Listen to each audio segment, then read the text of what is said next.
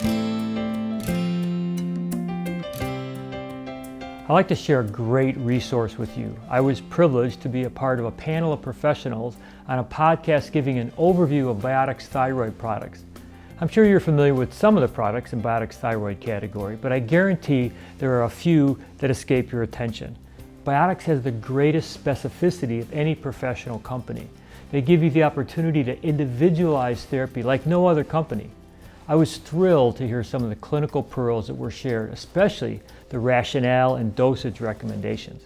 You can see a link to the right to listen. As I listened to the replay, I realized 3 key points should have been mentioned. The first is, if your patients are not having the success you normally expect with your protocols, consider taking thyroid supplements an hour before morning coffee, or at least an hour away from food. Several researchers have found that coffee can inhibit the effects of thyroid support. Next, when giving iodine, remember that other halogens will be displaced. The body accumulates fluorine and bromine if iodine is deficient. They're sitting in the iodine receptor sites, and when you add iodine, these metals will come out and the body must detoxify them.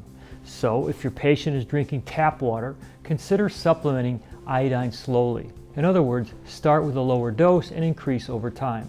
Fluorine and bromine disrupt enzymes and display free radical behavior.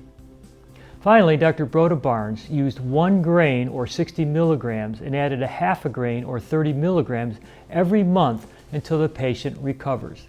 That's a lot of thyroid. Dr. Starr, author of Hypothyroidism Type 2, agreed that higher doses are often necessary to achieve optimal results, at least temporarily. He also found that sometimes the recommendation of desiccated porcine thyroid made patients worse. This may happen to patients with severe allergies, chemical sensitivities, and chronic pain. These were the patients that needed the therapy the most, and yet due to toxins and nutrient deficiencies, patients would have an aggravation of symptoms. He reduced the dose and instigated a detox to reduce toxic burden.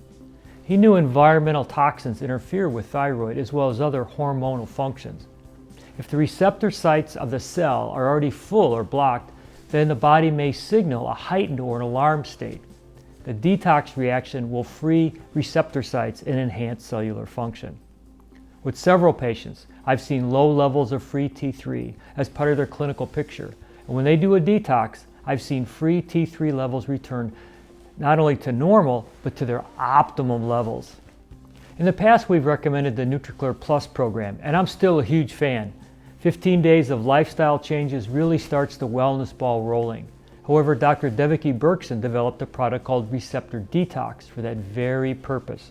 She studied with the scientists that discovered estrogen receptor alpha and estrogen receptor beta, and her mentors always said, it doesn't matter how much of a given hormone is in the blood, saliva, or urine. If the receptor sites are blocked, the hormone can't signal.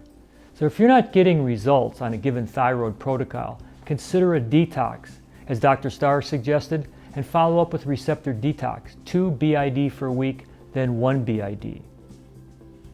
You can see a link to the right to watch an interview she did with us discussing receptor detox.